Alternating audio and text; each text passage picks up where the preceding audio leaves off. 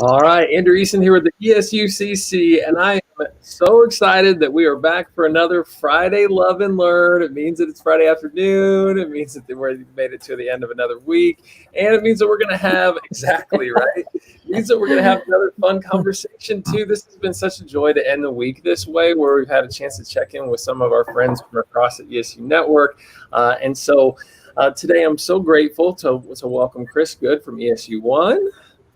And Laura Plas at ESU 7, and Patty Finney from ESU 17 to join us for the Love and Learn. This trio, actually, we had a chance to collaborate before we jumped on the StreamYard here today on their upcoming session on formative feedback, which is going to be December 8th for our lunch bunch. And we actually just finished up a lunch bunch today, which was a really great time. So excited for their session, which will be coming up. A lot of lunch bunch sessions. But that being said, we are here for the love and for the learn and the good vibes that come with it. So we're going to start things off with your love from the week that was. And Laura, will you start us off? Share something you loved about this week. Absolutely. Well, if it's all right, I'm going to share two things. One is professional, one is personal, but they kind of connect. I'm going to make a nice little bridge between the two of them. Cool. Okay. So back in March, when everything started getting shut down with COVID, a mantra that I kind of started adopting for myself and for my kids, my family, is from Glennon Doyle, and it's "We can do hard things." So virtual school started, and my kids were really sad because they missed their friends, but we kept saying, "We can do this, we can do hard things." Going back to school, wearing masks, they were a little nervous, and we just kept saying, "We can do this, we can do hard things." And just this last week, my sweet little 7-year-old daughter, who has glasses and a tooth that sticks out a little bit, had to get braces. My sweet little 7-year-old had to get braces. She was so scared. And we kept talking through it, and I had to send her back there by herself. I couldn't go with her, and she was so nervous.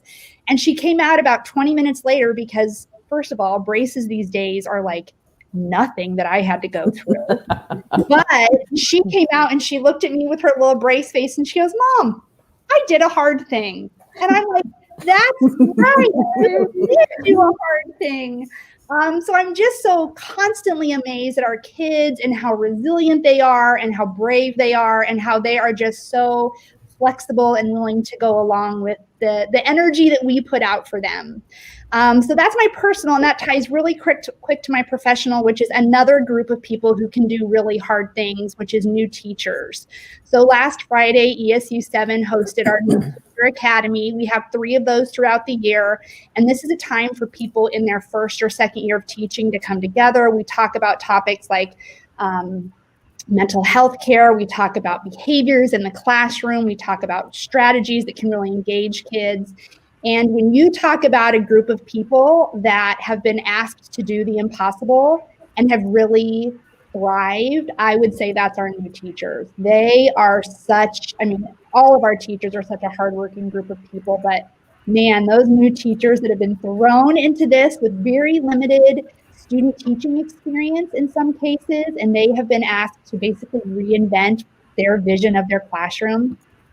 Get a lot of energy from being around them, and I loved spending time with them this week. So that's mine. Wow, that is so good. I love both of those stories. I love the first one too, because I listened to a podcast near the start of the pandemic where the psychologist was talking about how the way that you get ready to handle adversity is not to make yourself less afraid, but to make yourself more brave. And so I think that really played right into your message there. And that's really, that's awesome. That's really cool. Chris, what was your love from this past week? Well, my love happened this morning, and this is my 13th year working at ESU 1. And during that time, I have been working with the NNNC, Summer Technology Institute planning team. And, just meeting with them this morning, I walked away with a really good feeling because I love working with those people. They're all supportive. They're great educators and very easy to work with, have great ideas. The collaboration was fun this morning. We dealt with some hard questions. And, everybody just handles it with grace. It was a nice start to a Friday for me.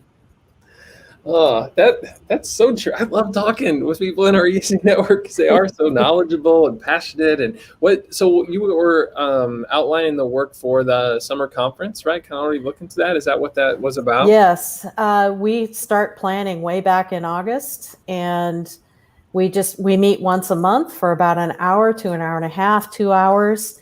And it's just this continual planning process that we go through with the intent of encouraging teachers in the Northeast, North Central areas of Nebraska to be willing to put themselves out there and present what's working for them in their classrooms. And this will be the 12th year. We did not have it last year because of the wonderful pandemic, but we are planning for something this May. Very cool, very cool. I know in that work, those educators came around the Future Ready work last summer, and so certainly we're active in that collaboration towards what was a good conference and that experience. So I'm glad that they're looking already to continue in that support of teachers here coming up this next summer. Patty, what was your love from this week? So kind of similar to Chris's, this week TLT had some virtual trainings.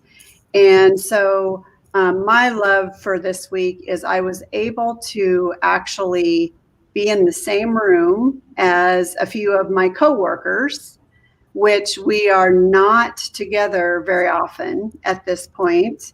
We're not bringing in a lot of teachers to our building, so we're kind of going out. So I actually love that I was able to spend 2 days with a couple other tech trainers, and we actually got to have some of those side conversations as far as how our family doing, pets, and just that personal touch that I needed. We hadn't had that for a long time. That's so good. That was part of the reason I wanted to do this too, because I feel like we spend so much time on Zoom talking about serious stuffs, which is good because it's important work and it's serious. But it's nice sometimes to have that to complement that too. So that's really cool. You got to do that. Quickly, my love, I've been coaching my son's basketball team. And so we had our first game last weekend and we won by 2. So it was like thrilling. Exciting. Ran out. The other team had the ball. But we had such good vibes at practice this week because they were coming off of a win. And I think they didn't all know each other initially. And we're starting to kind of see them come together. So I don't get to be around kids in the classroom in the same way that I always appreciated, at one time. I have first grade. So let me just tell you, Patty, it is like herding cats. Like I had to get like a whistle. I started getting some routines real quick. But it was a lot of fun this past week with that and loved spending that time with my son too. So that being said, we moved on to the learn from this week. And there's so many great things that are going on and opportunities within our network for us to extend our thinking. And so, Laura, what was your learn from this past week? Okay, so in a previous life, I was a high school science teacher. And so science is my passion. I really love science. And I cannot even tell you how incredible this vaccine news coming out is. Just the fact that in less than a year, scientists have created a vaccine to take care of a virus that was novel a year ago at this point. And, normally like the flu vaccine, you look for it to be about 50 to 60% effective. If it's 60% effective, that's like a really good flu vaccine. And we now have not one, but 2 vaccines that have over a 90% efficacy rate. That is unbelievable. Unbelievable. Like, yay, science. And the way that they did it with mRNA, and I'm hoping that my high school science students remember some of this stuff and they're like, oh my gosh, that's incredible. So anyway, I have just learned so much about that process, and it just, yay, science. Andrew, I think you said this a little bit earlier, but if anyone who knows me knows I love podcasts. Man, those are like my love language. And so I have a pod rec for everyone, just to extend your learning a little bit. Oh, yeah. There is this pod called In the Bubble. It's by Andy Slavitt, who is huge in the health world. And he had an episode called How to Stay Safe in COVID Winter. And so I think this vaccine provides a light at the end of the tunnel, but we still have to go through a little bit of a tunnel, staying inside and things like that. So anyway, this episode just kind of, I don't know, it made me feel hopeful. It kind of gave me a little bit of hope for what the next couple of months could look like, and just some ways to stay mentally healthy and physically healthy. And so I just found that really interesting. And one other thing, our PD team is doing a book study on a book called Coaching for Equity by Elena Aguilar. And I just learned that I have so much to learn in the world of equity, and I'm excited for it. It should be a really, really good thing for our team to do, and I'm looking forward to that. So that's my learn for the week. I love that. Sometimes it's so hard to parcel out whether it's a love or it's a learn, because especially as educators that we learn, we love that stuff. Mm-hmm. And so I can see that in the passion you're sharing with your stories there. So that's thanks. That was really great. Chris, what was your learn from this week? I think my learn was a relearn. We have those opportunities. It's like the moment. Anyway, this morning I was getting ready for the STI meeting and going through my emails, and I'm on Cy Wakeman's email listserv. She is the founder of the Reality-Based Learning, and she's written a couple of books, of which one is Ditch the Drama. And her message this morning was, when you have all of this chaos going on all around you, that you need to close it in. Come in, take a look at what do you know right now? What do you have? What resources do you have available to you? So when we were in our planning session for Summer Tech, we were talking about formats. And one of the formats is hybrid. And my mind just started racing, like, oh my gosh, if we do hybrid, we've got, I started ticking off in my head all of these variables. And then I started to speak them out loud, and people were listening. And then Stephanie, bless her heart, she just kind of helped me pump the brakes a little bit. And we stepped back as a group. And then I just came to that realization. How can we predict what is going to be occurring in May? We can't do that today. We cannot do that in the month of November. Just take a chill, look at what your current reality is right now, focus on that. You've got the resources of these wonderful people in this room with you. You're not alone planning it. And it took that moment and really brought it down for me. That's awesome. That's, gosh. And I have to be honest too, over here, I have all these people. I'm not used to this happening. You guys are stirring up quite a storm. So and so I wanted to kind of like share that we have Michelle Kessler, who led our lunch bunch earlier today, who wanted to let us know that her love for the week was beyond fake news. Yeah, that was great. So check that out. I think Deb was definitely feeling the podcast recommendation there from Laura, I'm guessing, right? So that's right. And Otis was also on board with that we need to continue our work with equity. So I'm kind of backtracking here a little bit.